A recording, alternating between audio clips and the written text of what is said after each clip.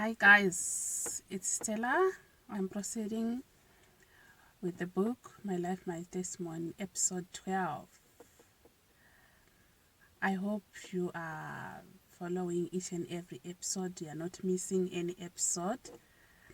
For those who are just catching up now, please subscribe to my channel and go through all the episodes so that you won't miss anything interesting. Thank you so much for those who are following. Thank you so much for those who subscribed. Thank you for those who are unsubscribing. Yeah, it happens. And I know it's not everyone who is interested. So I thank you as well. You know, in life, sometimes you need people who are against you, people who can criticize you, people who can look down upon you.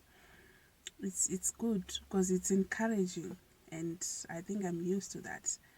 I think it's not anything new to me. It's not something new to me. So yeah, I thank you for those who are supporting me, for those who are following and subscribing. Thank you as well. So from the previous episode, I was explaining the incident when my baby girl was sick. Then I traveled all the way going back home so that my mom will see what to help, how to help the baby. And I thank God that she was healed. So today I'm proceeding with the book, and today I'm just going to tell you, I'm just going to give a brief of what was happening in 2003. Then I will tell what happened in 2004. So for those who are following, I'm sure you understand what I'm saying, because I think I've been mentioning 2002, 2003, what was going on, what happened and everything. So now I want to go to 2004, and I would like to tell you what happened in 2004. So in brief, 2003, there was scandal, hunger, abuse, sickness, and a lot of things were involved. So I can say I've been facing a lot of challenges. That's the bottom line. I've been facing a lot of challenges, and I just want to thank God that I managed to overcome the challenges. So it's not because I was clever, it's not because I was special, it's not because I was smart, but it's only because of the grace of the Lord. It was only by the grace of God. It's God who saved me. It's God who was taking care of me regardless of all the challenges I was going through in 2003. It's from 2002. So the things like abuse were still happening. I've been abused. The things like hunger, because not every day, it's not like every day I was eating what I want. Sometimes I was just starving, and that was the kind of life I was living. So in 2004, after realizing that I'm being abused, and this life, this marriage thing was not good for me, and I was like giving up. I was thinking like, no man, I can't do this. I can't. Then it happened that one day I just decided to tell my husband that I'm going to visit my family. So but I was not visiting. I wanted to run away from him.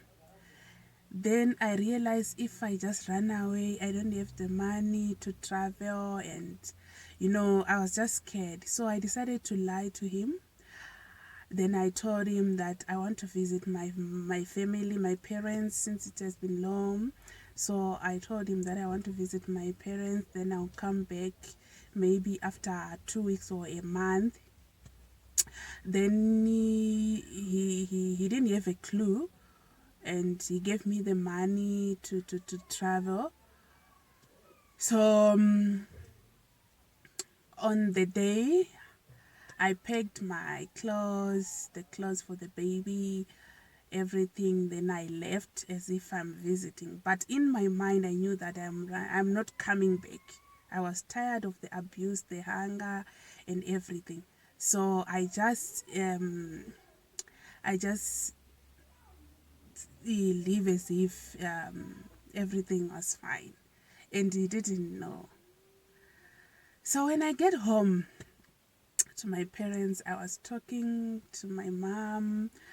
Then I was telling some of the stories, like I'm starving, no food, he's abusing me every time, and I'm tired of this. I don't think I'll go back again.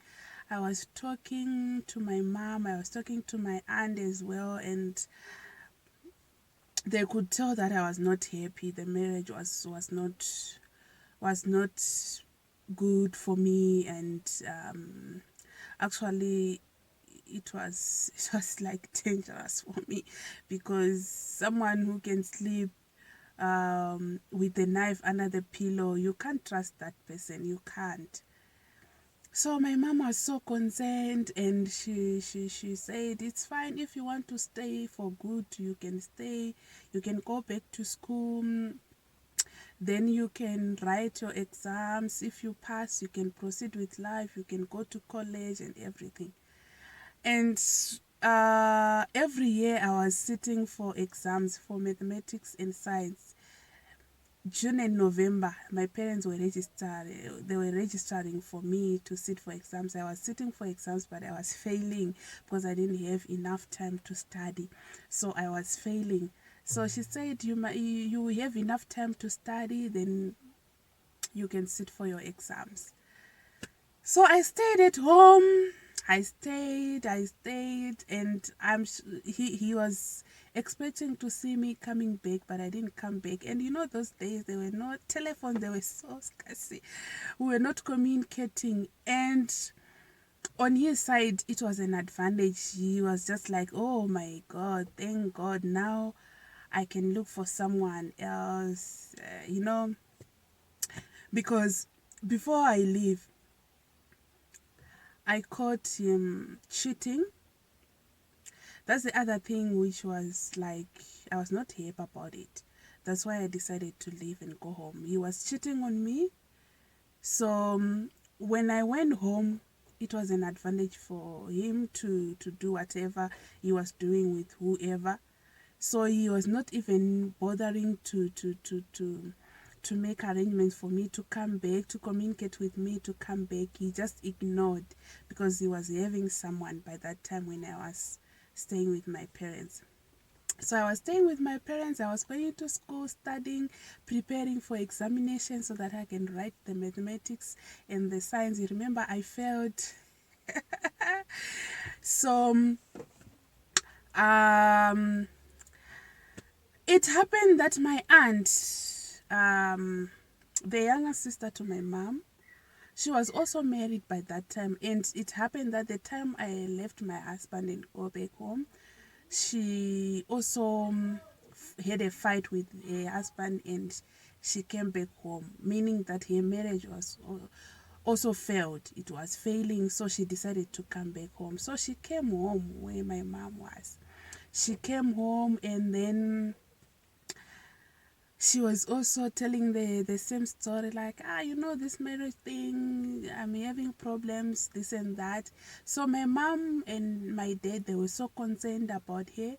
They were planning to apply a passport for her so that she can apply for a passport, and then she can come to South Africa to get a job and do something and take care of your child.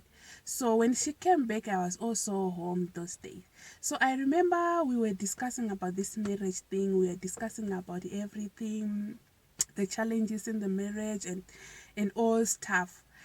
And she said to me, you need to go back to your husband. That's what she said to me. Because I was already busy studying so that I can prepare for the exams. So I was already busy studying, and I was, I didn't have like this in mind, like going back to my husband. It was not in my mind. I was not thinking about that. But she was encouraging me. She was like talking to me every day. She was like, no, you need to go back to your husband. You know, this marriage thing, you need to be strong. You know, I was so young and dumb, because I didn't ask her why was she not going back to her husband. I didn't ask her. She was telling me to go back to my husband, but here she was not going back to her husband. But we were in the same situation, you know. So she was like, no, you need to go back to your husband. You need to be strong. You can't leave your husband, you know. She was talking a lot. And I was like, yeah, really? I can't just stay here home. I can't be a single mom. I need to go back to my husband. And people, yeah, people, some people, they are not good. She told me to escape from home to go back to my ex-husband. She told me to escape. And I don't know why was I not thinking. I don't know why was I not thinking. And I accepted it. I just said to her, okay, it's fine. I'll make a plan, then I'll go back to my husband. I didn't know that that was a wrong move. That was a wrong move. Okay, let's proceed in the next episode. I'm going to tell you what happened after I go back to my ex-husband, because my aunt told me that I was supposed to go back. While at least she wanted to make plans and come to South Africa. And I never thought about asking her why was she not also going back to her husband. Such is life. Okay, thank you so much for listening to my story. Please keep on following, keep on listening each and every episode. Please subscribe to my channel. This is a long story, interesting one. I thank you all.